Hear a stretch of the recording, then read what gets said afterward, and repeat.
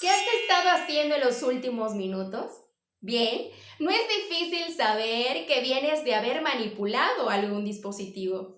Seguramente socializando a la distancia o descubriendo alguna receta nueva para ponerla en práctica o tal vez indagando alguna fuente de información para hacer un trámite o resolver una tarea escolar. Y sí, justamente durante todo este tiempo de distanciamiento social a causa de la emergencia sanitaria, seguramente han surgido varias reflexiones. Tal vez como alumno, maestro, madre de familia o como cualquier agente social, el tema de la educación ha estado muy presente. Es cierto que la educación a distancia ha sido polémica. Muchos hemos palpado la clara diversidad que existe en nuestro estado y en nuestro país. Hoy por hoy pareciera que aquel que no cuenta con un aparato tecnológico y con acceso a Internet es victimario de su proceso de aprendizaje. Es triste ver cómo la desigualdad gana el round contra el sistema educativo. Una lucha que en las aulas se disipa con la equidad. Pero aún con todo eso, hemos visto el esfuerzo de los estudiantes, de las familias, de los maestros y del propio sistema educativo. Todos y cada uno han tenido que adaptarse con creatividad, con convicción y con trabajo en equipo, porque la educación es primordial, es el oxígeno de una sociedad próspera. Recientemente tuve la oportunidad de ver la conferencia ¿Para qué sirve la educación?, del neurólogo y neurocientífico argentino Facundo Manes, cuyo recurso se encuentra en una red social que pueden consultar. El doctor está convencido, y coincido, con que la riqueza de un país se mide por el capital humano, la educación, la ciencia y la tecnología, y que ahí está la base del desarrollo social. Como neurólogo, afirma que nosotros aprendemos y educamos con el cerebro y que la inteligencia es expandible, cuyos alcances deberán ser el resultado del esfuerzo, de la tenacidad y el trabajo desarrollado. La educación entonces es un puente para cristalizar metas. Incluso puede concebirse como un sinónimo de movilidad social ascendente, como un arma de progreso. Basta ya de creer que el éxito es intangible o, lo que es peor, privilegio de unos cuantos, ya sea por herencia, corrupción o fraude. La educación transforma, ofrece un abanico de oportunidades, te da voz donde necesitas ser escuchado, te da libertad.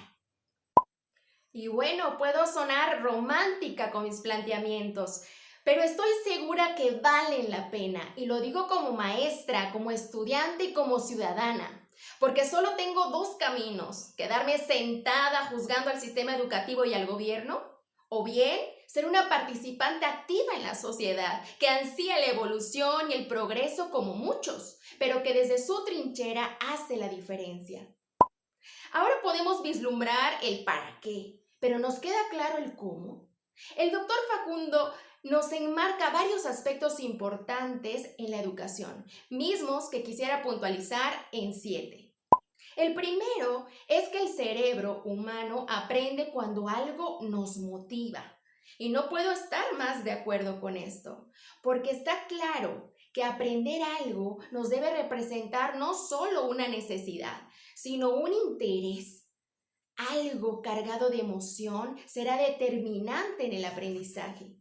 Segundo, aprendemos cuando algo nos inspira, ese estímulo que sentimos que puede favorecer nuestra creatividad, búsqueda de soluciones, emprendimiento de proyectos, entre otros. Tercero, aprendemos cuando algo nos parece un ejemplo. Por ello no es descabellado que se asocie la educación con la imitación. Y aquí es significativo que todos podamos ser ejemplo. ¿Y tú? ¿Qué clase de ejemplo estás siendo para los demás? Cuarto, la importancia de la nutrición en la potencialidad de una persona. Sin embargo, según la UNICEF en México, 1 de cada 20 niños menores de 5 años padece sobrepeso y obesidad, y 1 de cada 8 desnutrición crónica. Esta principalmente en los estados del sur y en las comunidades rurales.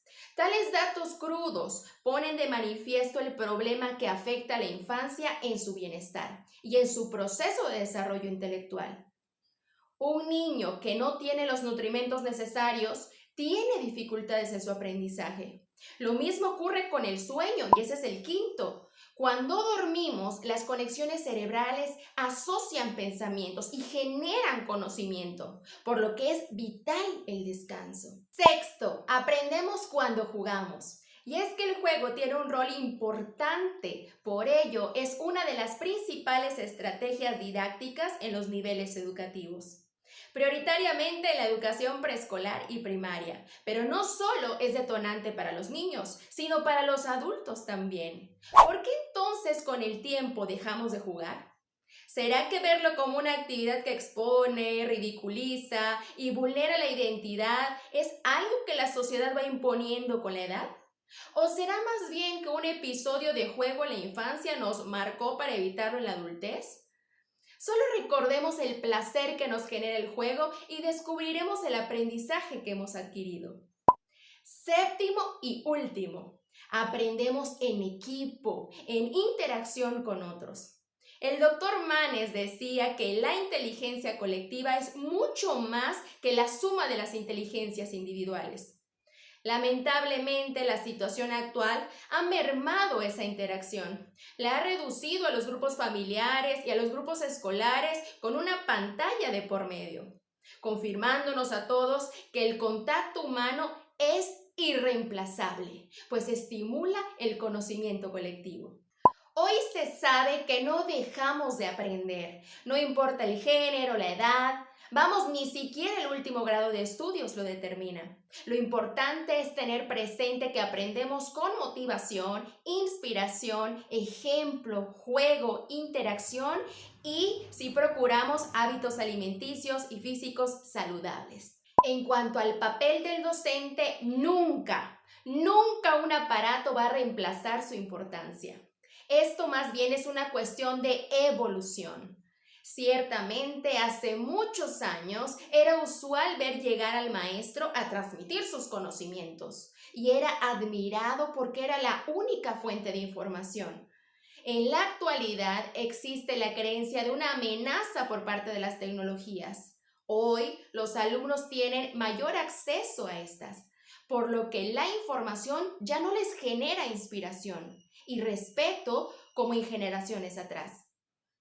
Lo anterior provoca incertidumbre y miedo en los docentes de ya no ser relevantes en el proceso educativo. Sin embargo, la tecnología no es el enemigo, es incluso fascinante y facilitadora para distintas tareas. Hoy hay herramientas digitales que pueden mejorar la calidad educativa. Entonces, los docentes deberían reinventarse. Como maestros, es importante que nos nutramos de información sobre el cerebro, porque eso claramente impacta en la manera en que enseñamos. También que exploremos y aprendamos a usar a nuestro favor la tecnología, que nos arriesguemos con el potencial creativo y que tengamos claro que no es obligación saberlo todo, pero que aún así podemos seguir inspirando, motivando y siendo ejemplo para que un día en México como en Finlandia los alumnos prefieran desempeñarse como docentes antes de otras profesiones, refrendando con ello que la educación no es más sino el antídoto del mundo.